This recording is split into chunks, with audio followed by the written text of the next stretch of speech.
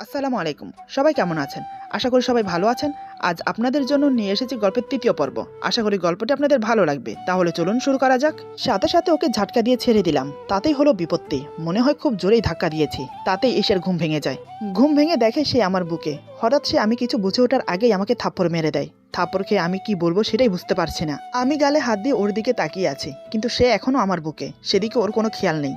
আমি হাত বাড়িয়ে পাশে থাকা ল্যাম্পলাইট জ্বালিয়ে দিলাম। আমি কিছু বলবো তার আগেই ঈশা বলে, আপনি এতটা খারাপ? আমি জানতাম না। ছি! যেই না সুযোগ পেলেন অমনি নিজের আসল রূপ দেখিয়ে দিলেন। আমি আপনাকে বিশ্বাস করেছিলাম, আপনার কথার উপর ভরসা করেছিলাম। সেই আপনি কিনা এমন করলেন। সেদিন তো বড় বড় কথা বলেছিলেন। আমি ওই ধরনের ছেলে না। আপনি কেমন ছেলে সেটা তো প্রথম রাতেই বুঝিয়ে দিলেন। আমি আপনাকে শর্ত দিয়েছিলাম যে আমাকে কোনোভাবে টাচ করবেন না, কিন্তু আপনি কি করলেন? ছি, আমার বলতেও ঘৃণা হচ্ছে। আপনার উপর বিশ্বাস করাটাই আমার ভুল হয়েছে। মেয়েটির কথা শুনে আমি জায়গাতেই বেকুব হয়ে গেলাম। মেয়েটি বলে কি, নিজে আমাকে জড়িয়ে ধরলো, নিজে আমার জায়গায় এসে আমার বুকের উপর মাথা রেখে ঘুমালো। এখন শব্দোষ আমার? আমি বললাম, মাথা ঠিক আছে তো তোমার? তুমি এটা ভুলে যেও না, তুমি এখনো আমার বুকে শুয়ে আমাকে কথাগুলো শোনাচ্ছ। একবার ভালো করে দেখো তো, আমি তোমাকে জড়িয়ে ধরে আছি না তুমি আমাকে জড়িয়ে ধরে আছো? বালিশগুলো কোথায় দেখো, আর তুমি কোথায় দেখো? এবার মনে হয় মেয়েটির সম্বিত ফিরল। আমার কথা শুনে সে তাকিয়ে দেখে সত্যি সে আমাকে জড়িয়ে ধরে আমার বুকের উপর শুয়ে আছে। এটা দেখে তৎক্ষণাৎ সে আমাকে ছেড়ে দিয়ে উঠে বসতে যাবে, কিন্তু তার আগেই সে খাট থেকে পড়ে যায়। কারণ যে পাশে ও ঘুমিয়েছে সে পাশে না বসে বসেছে অপর সাইডে, মানে যে পাশে আমি ঘুমিয়েছি। আমি খাটের খুব পাশেই ঘুমিয়েছিলাম। মেয়েটি পরেই কুকিয়ে উঠে বলে, উফ মাগো গেলাম গো, কোমরটা গেছে মনে হয় আমার। ঈশা পড়ে গেছে দেখে আর ওর কথা শুনে আমার রাগ উধাও হয়ে গেল। আমি ওর দিকে ফিরে শুয়ে মিটি মিটি হাসছি, কিন্তু ওকে ধরে উঠালাম না। আমি বললাম, কি হলো, খুব লেগেছে বুঝি? ঈশা বলে, আপনি লোকটা সত্যি খারাপ। আপনি দেখতে পারছেন যে আমি পড়ে যাচ্ছি, তাও আমাকে ধরলেন না। এমন কেন আপনি? আমি বললাম, বারে একটু আগে আমি কিছু না করেও দোষী হলাম। একটা থাপ্পড় খেলাম বিনা দোষে। তুমি কি জানো, ঘুমের ঘরে তুমি আমাকে জড়িয়ে ধরেছো, আমার বুকে মাথা রেখে ঘুমিয়েছিলে। আমি তো তোমাকে ছাড়ানোর চেষ্টা করছিলাম মাত্র, তখনই তোমার ঘুম ভেঙে গেল। আর তুমি কি করলে, উল্টো আমাকে থাপ্পড় মেরে দিলে, আরো নানান রকমের কথা শোনালে। আরেকটা কথা, আমি তোমাকে বিয়ে করেছি বলে এটা মনে করো না তোমার দায়ভার আমি নিয়েছি। হ্যাঁ, ভরণ পোষণের দায়িত্ব আমার, কিন্তু অন্য কিছুর না। তুমি কি পড়ে গেলে নাকি কোথাও ব্যথা পেলে সেসব দেখার দায়িত্ব আমার না। তারপরও মানবতার খাতিরে তোমাকে সাহায্য করছিলাম মাত্র, কিন্তু তুমি তার উল্টো বুঝে বসে আছো। এখন নিজেকে নিজে সাহায্য করো। আমি পারবো না তোমাকে সাহায্য করতে। আমি এখন ঘুমাবো। আর হ্যাঁ, থাপ্পড়ের ওসল আমি পরে তোমার থেকে আদায় করে নেব, মনে থাকে যেন। এই বলে আমি অন্যদিকে ফিরে শুয়ে পড়লাম। যতই বলি না কেন নিজেরটা নিজে দেখো, কিন্তু মনে মনে চিন্তা হচ্ছে। গাড়ি থেকে নামার সময় পায়ে ব্যথা পেয়েছে, এখন আবার পড়ে গিয়ে কোমরে ব্যথা পেয়েছে। উঠতে পারবে তো? এদিকে এসে আমার কথা শুনে স্তব্ধ হয়ে যায়। আমার কথাগুলো যেন ওর বিশ্বাসই হচ্ছে না। আমি যা বললাম সত্যি কি তাই? সে নিজেই আমাকে জড়িয়ে ধরেছে? সেটা কিভাবে হতে পারে? এসব কথা ভাবতে ভাবতে সে উঠে দাঁড়ানোর চেষ্টা করে, কিন্তু একটু উঠতেই সে আবার পড়ে যায়। কারণ পায়ের ব্যথা কোমরের ব্যথা দুটো মিলিয়ে উঠতে খুব কষ্ট হচ্ছে। আবার চেষ্টা করলো, কিন্তু এবারও পারলো না। তবে আবার ব্যথা পেয়ে কুকিয়ে ওঠে। আমি আর নিজেকে ধরে রাখতে পারলাম না। উঠে গিয়ে কোলে করে এনে বিছানায় শুয়ে দিলাম। এবার আর অনুমতি নেবার প্রয়োজন মনে করলাম না। আমি গিয়ে ডয়ার থেকে মলমটা নিয়ে আসি। তারপর ওর পায়ে লাগিয়ে আলতো করে মালিশ করতে থাকি। জীবনে এটাও করতে হবে ভাবতে পারিনি। ঈশা চুপচাপ শুয়ে আছে। আমি পায়ে কিছুক্ষণ মালিশ করে পাতলা একটা চাদর গায়ে দিয়ে বললাম, এখন ঘুমিয়ে পড়ো, সকালে বরং ডাক্তারের কাছে নিয়ে যাব। এই বলে আমি সোফায় গিয়ে শুয়ে পড়লাম। ঈশা মাথা তুলে আমার দিকে তাকিয়ে বলে, এই যে শুনছেন? আমি বললাম, কি হলো আবার, কিছু চাই? ঈশা বলে, না মানে বলছিলাম যে এখানে এসে ঘুমান না। আমি বললাম, একদম না, ভয় পাওয়ার কিছু নেই, আমি আছি এখানে। ঈশা বলে, আমার ভুলের জন্য আমি সরি বলছি তো, তারপরও আসুন না। এবার আমার বিরক্ত লাগছে। মেয়েটি নিজেও ঘুমোচ্ছে না, আমাকেও ঘুমোতে দিচ্ছে না। আমি বললাম, সমস্যা কি তোমার, বলো তো? আচ্ছা একটা কথা বলো তো, তুমি কি ছোট থেকেই এমন? ঈশা গভীর সুরে বলে, না, সেই রাত থেকে একা থাকতে খুব ভয় করে, খুব ভয় করে। এই বলে কান্না করে দেয়। চাদর দুহাতে খামচে ধরে মুখ ঢেকে কান্না করতে থাকে। মেয়েটির মুখে সেই রাতের কথা শুনে আমারও মনে পড়ে গেল সবকিছু। এমন একটা কাল রাত আমার জীবনেও এসেছে, সে রাত আমি কোনোদিনও ভুলতে পারবো না। আচ্ছা, মেয়েটা বেঁচে আছে তো? ওর কিছু হয়নি তো? আমার জন্য না জানি কত অপমান, কত লাঞ্ছনা সইতে হচ্ছে মেয়েটাকে। কেন যে সেদিন কাপুরুষের মতো পালিয়ে আসতে গেলাম। এদিকে ঈশা জোরে জোরে কান্না করছে। ওর কান্নায় আমার ধ্যান ভঙ্গ হলো। আমি গিয়ে ওর পাশে মেঝেতে বসে পড়ি। ওর মাথায় হাত বুলিয়ে বললাম, সরি, কিছু মনে করো না আমার ব্যবহারে। প্লিজ কান্না বন্ধ করো। আমি কি জানতে পারি সেদিন রাতে কি হয়েছিল? ঈশা কান্না করতে করতে বলে, না আমি বলতে পারবো না, তবে এইটুকু বলতে পারি, ওই রাত আমার জীবন অভিশপ্ত রাত ছিল। যে রাত আমার জীবন থেকে সবকিছু কেড়ে নিয়েছে, সেই থেকে আমি একা থাকতে খুব ভয় পাই। আরেকটা কথা, আমি ছেলেদেরকে খুব ঘৃণা করি। কোনো ছেলে আমার আশেপাশে থাকলে আমার অস্বস্তি হয়, আমি সহ করতে পারি না। মেয়েটির কথা শুনে আমার মনে খটকা লাগলো। এমন কি হয়েছিল ওই রাতে যার জন্য মেয়েটি একা থাকতে পর্যন্ত ভয় পায়, আর ছেলেদেরকেই বা কেন ঘৃণা করে? আমার কাছে সব গুলিয়ে যাচ্ছে। আমি চট করে ওর মাথার উপর থেকে হাত সরিয়ে নিলাম। একটু দূরে সরে বসে বললাম, তুমি ছেলেদেরকে ঘৃণা করো, কোনো ছেলে তোমার আশেপাশে থাকলে তুমি সহ করতে পারো না, কিন্তু আমিও তো একটা ছেলের মধ্যে পড়ি, তাহলে আমি তোমার পাশে থাকলে তোমার ভয় লাগবে না? ঈশা বলে, ভয় তো লাগে, কিন্তু কি করব, মজবুরি বলে একটা শব্দ আছে। বিপদে পড়লে বাঘের সাথেও রাত কাটাতে হয়, আমার ক্ষেত্রেও তাই। 2 দিন পর পর কেউ না কেউ দেখতে আসে, তার সামনে সংসেজে বসে পড়ো, যে দেখতে আসে তারই পছন্দ হয়ে যায়, কত রকমের বাহানা দিয়ে বিয়েটা ভাঙতে হয়। একমাত্র শুধু আপনি নিজের মুখ থেকে উচ্চারণ করেছেন বিয়েটা করবেন না, মানে জীবনও বিয়ে করতে চান না। কেন জানি না মন থেকে সাই এলো যে আপনার সাথে থাকলে আমি সুরক্ষিত থাকবো, তাই আপনার কথায় রাজি হয়েছি। আমি বললাম, আমাকে দেখে কি মনে হয় আমিও কি বাজে ছেলেদের মধ্যে পড়ি? ঈশা বলে, জানি না। আমি বললাম, আমাকে যখন এতই অবিশ্বাস, তাহলে না হয় আমি সোফায় গিয়ে ঘুমাই, তুমি এখানে ঘুমাও, ভয় পাওয়ার কিছু নেই, আমি আছি। এই বলে উঠতে যাব, তখনই ঈশা আমার হাত ধরে ফেলে। আমি ওর দিকে তাকাতেই অশ্রু ভেজা নয়নে আমার দিকে তাকিয়ে বলে, না। আমি নিচের দিকে তাকিয়ে বড় একটা নিঃশ্বাস নিলাম। জানি না আমার ভাগ্যে কি আছে, কিন্তু এই মেয়েটা যদি প্রতিনিয়ত আমার সাথে এরকম করে, তাহলে আমি সত্যি বলছি, যেটা আমি করতে চাইছি না সেটাই হয়ে যাবে। মানে মেয়েটার প্রতি আমি ধীরে ধীরে দুর্বল হয়ে পড়ব, তখন আমার ওকে ছাড়া এক মুহূর্ত চলবে না। কিন্তু আমি তো এটা চাই না। আমাকে ভাবতে দেখে ঈশা বলে, কি হলো, কি এত ভাবছেন? আমি বললাম, কিছু না, ঘুমাও, আমি ওপাশে ঘুমোচ্ছি। এই বলে উঠে মাঝখানের বালিশগুলো ঠিক করে শুয়ে পড়লাম। নানান কথা ভাবতে ভাবতে একসময় ঘুমিয়ে পড়ি। এদিকে ঈশা মনে মনে ভাবছে, বিয়ের প্রথম দিন থেকে এসব আমার সাথে কি হচ্ছে, না জানি লোকটা আমাকে কি ভাবছে, কিন্তু আমি কি করব, আমার সাথে যা হয়েছে তারপরে তো কাউকে বিশ্বাস করা অসম্ভব। তবে এই লোকটাকে কেন জানি বিশ্বাস করতে মন চায়। লোকটা কি সত্যি ভালো, নাকি লোক দেখানোর জন্য ভালো সেজে বসে আছে, কে জানে। এসব ভাবতে ভাবতে সেও একসময় ঘুমিয়ে পড়ে। সকালে ঘুম ভাঙলো দরজা ধাক্কানোর শব্দে। আমি উঠে দেখি ঈশা এখনো ঘুমোচ্ছে, তাই আমি গিয়ে দরজা খুলে দেই। দরজা খুলতেই কাজের মেয়ে চুমকি বলে, ছোট ভাইয়া আপনাদের জন্য নিচে সবাই অপেক্ষা করছে, ছোট মা তাড়াতাড়ি নিচে যেতে বলেছে। আমি বললাম, তুই যা, আমি আসছি। আমার কথা শুনে চুমকি চলে গেল। আমি আবার দরজা লাগিয়ে ঈশার পাশে এসে বসি। ঈশাকে ডেকে বললাম, এই ঈশা, সকাল হয়ে গেছে, ওঠো, সবাই আমাদের জন্য নিচে অপেক্ষা করছে। আমার কথা শুনে ঈশা আড়মোড়া ভেঙে উঠে বসে। আমি বললাম, শুভ সকাল, ঘুম কেমন হলো? ঈশা বলে, আর ঘুম, নতুন জায়গা তো, তাই একটু সমস্যা হচ্ছে, হয়তো পরে ঠিক হয়ে যাবে। আমি বললাম, ঠিক আছে, এখন উঠে ফ্রেশ হয়ে নাও, নিচে আমাদের জন্য সবাই বসে আছে। এই বলে আমি আগে ফ্রেশ হতে চলে গেলাম। কিছুক্ষণ পর আমি বেরিয়ে আসলে ঈশা উঠে যেতে চায়, কিন্তু পারে না, আবার পা ধরে বসে পড়ে। কারণ পায়ের ব্যথা আগে থেকে আরো বেড়েছে, পা ফুলে কালো হয়ে গেছে। আমি বললাম, কি হয়েছে, পায়ের ব্যথা কমেনি? আমার কথা শুনে ঈশা পা দেখিয়ে বলে, না, এই দেখুন না, আরো ফুলে গেছে, ব্যথাও করছে খুব।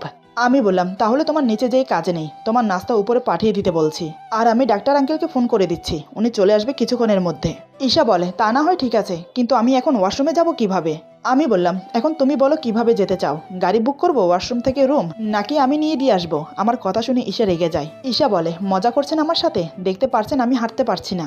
আমি বললাম, দেখতে তো পারছি, তাই তো জিজ্ঞেস করছি কিভাবে যেতে চাও। ঈশা বলে, বেশি কথা না বলে আমাকে দিয়ে আসুন। আমি বললাম, ওকে, তোমার দেখছি অভ্যাস হয়ে যাচ্ছে আমার কোলে চড়া, কাল থেকে এই নিয়ে 3 বার, ব্যাপার কি বলো তো? ঈশা বলে, আমি কি ইচ্ছে করে আপনার কোলে উঠছি? নিহাত কাল পা মচকে গিয়েছিল, তাই এত সমস্যা হচ্ছে, নয়তো আপনার কোলে চড়া আমার বয়ে গেছে। আমি বললাম, আমারও বয়ে গেছে তোমাকে কোলে ওঠাতে। এই বলে আমি ওকে কোলে নিয়ে ওয়াশরুমে দিয়ে এসে বাইরে দাঁড়িয়েছিলাম। কিছুক্ষণ পর আবার নিয়ে এসে খাটে বসিয়ে দিলাম। মনে মনে ভাবছি, বিয়ে না করে একাই তো ভালো ছিলাম, এখন দেখো অন্যজনের খেদমত করতে হচ্ছে, কি কপাল মাইরি। এক ঝামেলা থেকে বাঁচতে হাজারটা ঝামেলা মাথায় নিয়ে বসে আছি। আমি ওকে খাটে বসিয়ে নিচে চলে এলাম। আমাকে একা নিচে নামতে দেখে মা জিজ্ঞেস করে, কি রে, তুই একা যে, বোমা কোথায়? আমি বললাম, কাল গাড়ি থেকে নামার সময় পা মচকে ব্যথা পেয়েছে, তাই হাঁটতে পারছে না, আমি ডাক্তার আঙ্কেলকে ফোন করে দিচ্ছি, উনি এসে দেখে যাবেন। মা বলে, সে কি রে, আমি তো জানতাম না, তোরা বরং নাস্তা কর, আমি গিয়ে দেখে আসি। এই বলে মা ওর জন্য নাস্তা নিয়ে উপরে চলে গেল। মা চলে যাওয়ার পর বাবা বলে, কি রে, তুই রেডি হয়ে কোথায় যাচ্ছিস? আমি বললাম, কোথায় আবার, অফিসে। বাবা বলে, মাথায় কিছু আছে নাকি তোর? কাল বিয়ে করলি, আজ কিসের অফিস শুনি? আজ বাদে কাল মেয়ের বাড়ি থেকে লোকজন আসবে, সেদিকে তোর কোনো খেয়াল আছে? আমি বললাম, ও বাবা, তুমি বুঝতে পারছো না, এই কয়দিন অফিসে যাইনি, অনেক কাজ জমে আছে অফিসে, এদিকে না হয় তোমরা সবাই মিলে দেখে নাও না। বাবা বলে, এ কেমন ধরনের কথা, তোর শ্বশুর বাড়ির লোক আসবে আর তুই থাকবি না? আমাদের মান সম্মান বলে কিছু আছে তো নাকি? তারা কি ভাববে বলতো? কোনো অফিসে যাওয়া হচ্ছে না, আরো 1 সপ্তাহ অফিসে যাওয়া চলবে না। আমি বললাম, কিন্তু বাবা। বাবা বলে, কোনো কিন্তু নয়, সেদিকটা আমি দেখে নিচ্ছি, আর এমনিতেও বৌমা পায়ে ব্যথা পেয়েছে, এখন তোকে তার পাশে থাকতে হবে। বাবার কথা শুনে মনে মনে ভাবছি, থাকতে চাই না বলেই তো অফিসে যাচ্ছি, এখন তোমরা আবার ওই মেয়ের সাথেই থাকতে বলছো, কি জ্বালায় পড়লাম রে বাবা, অগত্যা কি আর করার, থেকে গেলাম বাড়িতে। মা ঈশাকে নাস্তা করিয়ে নিচে চলে এলো। আমি নাস্তা করে আবার উপরে চলে গেলাম। রুমে গিয়ে দেখি ঈশা বালিশে হেলান দিয়ে শুয়ে আছে। আমি বললাম, ডাক্তার আঙ্কেলকে ফোন করে দিয়েছি, কিছুক্ষণের মধ্যে চলে আসবে। এই বলে আমি আবার ওয়াশরুমে গিয়ে কাপড় চেঞ্জ করে এলাম। ঈশা বলে, এ মা, আপনি তো রেডি হয়ে কোথায় যাচ্ছিলেন, এখন আবার কাপড় চেঞ্জ করে ফেললেন যে? আমি ভুরু কুচকে ওর দিকে তাকিয়ে বললাম, কৈফিয়ত চাইছো? ঈশা বলে, আরে না না, কৈফিয়ত চাইবো কেন, আমি তো ব্যাস এমনি জিজ্ঞেস করছিলাম, বলতে না চাইলে বলবেন না, সমস্যা নেই। আমি শার্টের হাতা ফোল্ড করতে করতে বললাম, আমার কোনো কিছুতে ইন্টারফেয়ার না করলে আমি খুশি হব। আমার কথা শুনে আর একটাও কথা বলে না ঈশা, মুখ কালো করে বসে আছে। আমি সেটা লক্ষ্য করে বললাম, কি হলো, মুখটা এভাবে লটকিয়ে রেখেছো কেন, আবার কি হলো? ঈশা আমার দিকে এক নজর তাকিয়ে বলে, আপনি এমন কেন? আমি বললাম, কেমন আমি বুঝলাম না। ঈশা বলে, এই সব কথাতে কেমন সবকিছু উল্টো বোঝেন? আমি বললাম, এখানে উল্টা বা ভাবনা বোঝার কোনো কিছুই হয়নি, শুধু দূরত্ব বজায় রাখার চেষ্টা করছি। আমি চাই না আমাদের মাঝে কোনো সম্পর্ক গড়ে উঠুক, তাই সবসময় নিজেকে সংযোগ রাখার চেষ্টা করছি। ঈশা আমার কথা শুনে বিড়বিড় করে বলে, ইস, এখানে ওনার সাথে যেন কেউ প্রেমের আলাপ করছে, যেন কেউ বলছে আমার সাথে প্রেম করবে, যত সব।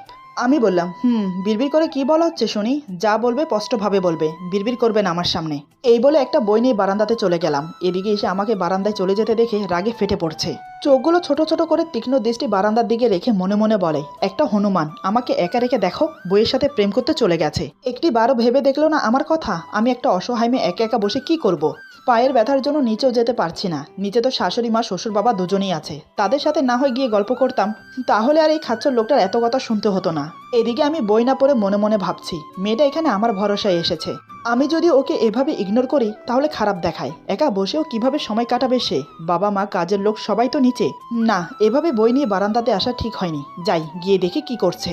এই ভেবে বইটা টেবিলের উপরে রেখে রুমে এসে দেখি ঈশা গাল ফুলে শাড়ির আঁচল আঙ্গুলে পেঁচাচ্ছে। আমি কিছু বলতে যাব, তার আগে দরজার বাইরে চুমকির গলা শুনতে পেলাম। চুমকি বলছে, ছোট ভাইয়া ডাক্তার আঙ্কেল এসেছে। আমি ওর কথায় বাইরে এসে ডাক্তার আঙ্কেলকে সালাম দিলাম। তিনি সালামের উত্তর দিয়ে বলে, কেমন আছো বাবা? আমি বললাম, জি আঙ্কেল, আলহামদুলিল্লাহ, আপনাদের দোয়ায় ভালো আছি। কৌশল বিনিময় করে ডাক্তার আঙ্কেলকে রুমে নিয়ে এলাম। বাহিরে আমাদের কথা শুনে ততক্ষণে ঈশা নিজের কাপড় ঠিক করে বসে পড়ল। ডক্টর আঙ্কেল রুমে প্রবেশ করতে সালাম দিল। ডক্টর আঙ্কেল একগাল হেসে সালামের উত্তর দিয়ে বলে, কেমন আছো মামনি? ঈশা বলে, আলহামদুলিল্লাহ ভালো আছি, আপনি কেমন আছেন? আঙ্কেল বলে, এই তো মা, অনেক ভালো। তা তোমার কি সমস্যা হয়েছে মা, আমাকে বলো। ডক্টর আঙ্কেলের কথা শুনে ঈশা এবার আমার দিকে তাকায়। আমি ব্যাপারটা বুঝতে পেরে বললাম, আঙ্কেল পা মস্কে গিয়ে ব্যথা পেয়েছে। তারপর ঈশাকে বললাম, পাটা দেখাও। আমার কথা মতো ঈশা চাদরের নিচ থেকে পাটা বের করে দেখালো। ডাক্তার আঙ্কেল ভালো করে পা দেখে তারপর পায়ে মেডিসিন লাগিয়ে কিছুক্ষণ মালিশ করে ব্যান্ডেজ করে দিল। আঙ্কেল বলে, তেমন কোনো সমস্যা হয়নি, 2-1 দিনের মধ্যে ঠিক হয়ে যাবে। আমি কিছু মেডিসিন লিখে দিচ্ছি, সেগুলো নিয়মিত খেলে ঠিক হয়ে যাবে। এই বলে আঙ্কেল মেডিসিনের স্লিপ দিয়ে চলে গেল। আমি আঙ্কেলকে কিছুটা দূর এগিয়ে দিয়ে ওর জন্য মেডিসিন নিয়ে সোজা বাড়িতে চলে এলাম। দুপুরের খাওয়া দাওয়া আমি আর ও একসাথে রুমে করলাম। মা বলেছে তাই, না জানি আরও কি কি করতে হবে সেটাই ভেবে পাচ্ছি না। দুপুরের মেডিসিন খেয়ে ঈশা কিছুক্ষণ ঘুমিয়ে নিল, কারণ কাল রাতে ভালো করে ঘুম হয়নি তাই। বিকেলের দিকে চুমকে এসে আমাদের দুজনের জন্য কফি দিয়ে গেল। আমি বই পড়তে পড়তে কফিতে চুমুক দিচ্ছি, এদিকে ঈশা কফিতে চুমুক দিচ্ছে আর আমার দিকে আর চোখে তাকাচ্ছে। ব্যাপারটা আমার চোখ এড়ালো না। আমি বইয়ের দিকে চোখ রেখেই বললাম, কি ব্যাপার, কিছু বলবে? এতক্ষণ মনে হয় এটা শোনার জন্য ওয়েট করছিল। আমার কথা শুনে কফির মগটা টেবিলের উপর জোরে রেখে বলে, আচ্ছা আপনার সমস্যা কি বলেন তো? আমি বইয়ের দিকে চোখ রেখেই বললাম, কেন, আমি আবার কি করলাম? ঈশা বলে, আপনি আমার সাথে কথা বলছেন না কেন? আমি বললাম, আমার জানা মতে এমন কোনো ডিল হয়নি যে আপনার সাথে বসে বসে কথা বলতে হবে। এমন কোনো ডিল হয়েছিল কি? ঈশা বলে, কথা বলতে ডিল করতে হয় বুঝি, আগে তো জানতাম না।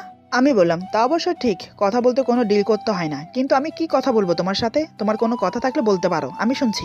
ঈশা বলে, সত্যি আপনি একটা অদ্ভুত মানুষ, কেমন কেমন যেন। মানুষের কত ধরনের কথা থাকে, কলেজ লাইফের কথা, স্কুল লাইফের কথা, কত কত হারানোর স্মৃতি থাকে, সেসব নিয়েও তো মানুষ গল্প করতে পারে। কি খেতে পছন্দ করেন, কোন কালার আপনার পছন্দ, কি করতে ভালোবাসেন, কত ধরনের কথা আছে। আর আপনি বলছেন আমার সাথে কি কথা বলবেন, এ কেমন ধরনের কথা? এবার আমি বইটা বন্ধ করে ওর দিকে তাকিয়ে বললাম, আচ্ছা আমার পছন্দের খাবারের কথা বললে তুমি কি বানিয়ে খাওয়াবে? আমার কোন কালার পছন্দ সেটা জেনে তুমি কি করবে? আমি কি করতে ভালোবাসি সেটা জেনেও তুমি কি করবে? আর হ্যাঁ, আমার সম্পর্কে জানা বন্ধ করো। তোমার নিজের ব্যাপারে কিছু বলার থাকলে বলতে পারো, আমি শুনছি। আমার মনে হয় আমার কথায় ও মনে কষ্ট পেয়েছে। আমার দিকে করুণভাবে তাকিয়ে আছে। আমি মনে মনে ভাবছি, মনে হয় একটু বেশিই বলে ফেলেছি। কি করব, আমি তো চাই না ওর সাথে বেশি কথা বলতে। বেশি কথা বললে যদি দুর্বল হয়ে পড়ি ওর প্রতি, তাই নিজেকে গুটিয়ে রাখার চেষ্টা করছি।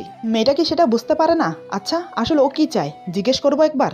না, এভাবে কথা না বললে বুঝতে পারবো না ওর মতলব কি। এসব ভেবে আমি ওর দিকে ঘুরে বসলাম। ঈশা নিচের দিকে তাকিয়ে কফি খাচ্ছে, বুঝতে পারলাম রাগ করে আছে। আমি বললাম, রাগ করলে তোমাকে আরো সুন্দর লাগে। হঠাৎ আমার মুখে এমন কথা শুনে ঈশা আমার দিকে চোখ তুলে তাকায়, কিন্তু মুখে কিছু বলে না। আমি বললাম, তুমি আমার উপর রাগ করেছো? ঈশা বলে, আপনি আমার কে হন যে আমি আপনার উপর রাগ করব? আমি বললাম, তাও ঠিক, আমি তোমার কে হই, কারোর উপর রাগ করতে কিন্তু আপনজন হতে হয় না। ঈশা বলে, আমি রাগ করলে আপনার কি? আমি বললাম, তার মানে তুমি আমার উপর রাগ করেছো। আমি জানি মাঝে মাঝে আমি তোমাকে হার্ট করে ফেলি, কিন্তু কি করব বলো, আমি চেয়েও নিরুপায়। আমাদের বিয়ে হয়েছে আজ 2 দিন। এই 2 দিনে প্রায় ইচ্ছে করতো তোমার সাথে মন খুলে কথা বলি, কিন্তু ঈশা বলে, কিন্তু কি? আমি বললাম, আসলে আমার জীবনে একটা পিছু ইতিহাস আছে যেটা আমাকে সবসময় কুরে কুরে খায়, যেটা আমি কাউকে বলতেও পারছি না। আসলে আমি নিজেও জানি না আমি কি করেছি। আমি কিছু না জানলেও সেটা আমিই করেছি, এটা আমি কনফার্ম করে বলতে পারি। মানুষ অপরাধ করে ভুলে যায়। একটা কথা বলো তো, আমি কেন পারছি না ভুলতে? বন্ধুদের সামান্য একটু মজার জন্য আজ আমি অনেক বড় একজন অপরাধী, যেটা আমি কারোর সাথে শেয়ার করতে পারছি না, এমনকি নিজের মা বাবার সাথেও না। কারণ কেউ বিশ্বাস করবে না আমাকে, প্রথম আঙ্গুল আমার দিকেই উঠবে, তার সাথে আমার মা বাবার সম্মানও জড়িয়ে আছে। আজ তোমাকে একটা সত্যি কথা বলি, তুমি আমাকে কি ভাববে আমি জানি না, তবে সত্যিটা না বলেও পারছি না। তোমাকে প্রথম দেখাতেই আমার পছন্দ হয়, মনে একটা বাসনা জাগে তোমাকে পাওয়ার। কিন্তু তারপরও আমি নিরুপায়। তোমাকে বিয়ে করার কোনো ইচ্ছেই আমার ছিল না, আমি চাইনি তোমাকে আমার জীবনের সাথে জড়াতে।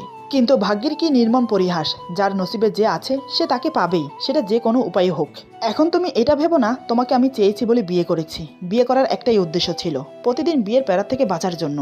উঠতে বসতে খেতে চলতে ফিরতে সবসময় আমার মায়ের মুখে বিয়ের কথা। জানি না উনি কেন এমন করতেন, কিন্তু তোমার মতো কাউকে পাইনি যে আমার মতো বিয়ে করতে চায় না। তোমার আমার একটাই উদ্দেশ্য ছিল, সারা জীবন বিয়ে না করা। কিন্তু আমাদের বিয়ে তো হলো, তবে আমরা আমাদের মতো করে চলবো।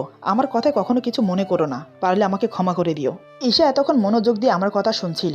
এবার সে একটা দিক নিঃশ্বাস ছেড়ে বলে, বুঝলাম আপনার কথা, কিন্তু আমার সাথে কথা বলতে সমস্যা কোথায়? কথা বললে তো আর মানুষের মধ্যে সব হয়ে যায় না। আমি বললাম, এবার থেকে বলবো, তবে বেশি না, কম কম চলবে তো? ঈশা বলে, না চললেও চালিয়ে নেব, সমস্যা নেই। এভাবে আমরা বেশ কিছুক্ষণ গল্প করলাম। রাতে খাওয়া দাওয়া করে দুজন মাঝখানে বালিশ দিয়ে শুয়ে পড়লাম। আমি বললাম, কাল রাতের মতো আজ যেন মিস্টেক না হয়। আমার কথা শুনে ঈশা লাফ দিয়ে উঠে আমার উপর ঝুঁকে চোখে চোখ রেখে বলে, সবসময় আগে আগে ভাবেন কেন? কাল হয়তো এমন হয়েছে আপনি আমাকে নিজের বুকে টেনে নিয়েছেন। আমি বললাম, ও হ্যালো, আমি যা করব সামনাসামনি করব, চুপি চুপি করব কেন? ঈশা বলে, তাই নাকি? কি করতে পারেন? আমি বললাম, দেখো ভালো হবে না, ঘুমাও। ঈশা বলে, আজ যদি তেমন কিছু করেছেন তাহলে আপনার খবর আছে, একদম এভাবে মেরে ফেলবো। এই বলে আমাকে ঝুঁকে দেখাতে যাবে, ঠিক তখনই আমার উপর থেকে ডিগবাজি খেয়ে পড়ে যাচ্ছিল।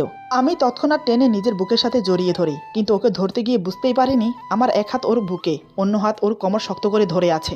তার চেয়ে বড় কথা, আমার ঠোঁট ঈশার ঠোঁটের সাথে জোড়া লেগে আছে, ঠিক চুমোর ভঙ্গিতে। ঈশা পড়ে যাওয়ার ভয় চোখ বন্ধ করে আমাকে শক্ত করে জড়িয়ে আছে। দুজন দুজনকে আলিঙ্গনে আবদ্ধ করে রেখেছি। অজান্তে ওর ঠোঁটে কিস করে বসি। আমার একটা হাত ওর পিঠে বিচরণ করছে। আমার প্রতিটা ছোঁয়ায় ঈশা শিহরিত হচ্ছে। এভাবে বেশ কিছুক্ষণ অতিবাহিত হয়ে গেল। হঠাৎ ঈশা আমাকে ধাক্কা দিয়ে সরিয়ে দেয়, তাতেই আমার সম্বিত ফিরল। এমন কিছু হবে ভাবতে পারিনি। কি থেকে কি হয়ে গেল। ঈশা তৎক্ষণাৎ আমাকে ছেড়ে দিয়ে ওর জায়গায় গিয়ে শুয়ে পড়ল। আমি বললাম, সরি, আসলে আমি বুঝতে পারিনি তুমি পড়ে যাচ্ছিলে তাই। আমার কথা শেষ হতে দিল না, তার আগে ঈশা হঠাৎ যা করলো তার জন্য আমি বিন্দু মাত্র প্রস্তুত ছিলাম না। কাল তো থাপড় খেয়েছি, কিন্তু আজ এমন কিছু করবে সেটা যেন আমার মাথায় আসেনি। আমি তো অবাক হয়ে চোখ বড় বড় করে ওর দিকে তাকিয়ে আছি। ওকে কোনোভাবেই চিনতে পারছি না আমি। কি হতে চলেছে সামনে আমার সাথে? এরপর যা হলো, আজকের গল্প এখানে সমাপ্ত। গল্পের বাকি অংশ পেয়ে যাবেন আগামী পর্বে। আশা করি গল্পটি আপনাদের ভালো লাগবে। যদি ভালো লাগে তাহলে লাইক, কমেন্ট এবং সাবস্ক্রাইব করে আমাদের পাশে থাকুন। পাশে থাকা বেল আইকন প্রেস করে দেবেন, তাহলে আমাদের নিত্য নতুন ভিডিও আপনাদের কাছে পৌঁছে যাবে। সবাই ভালো থাকবেন, সুস্থ থাকবেন। আল্লাহ হাফেজ।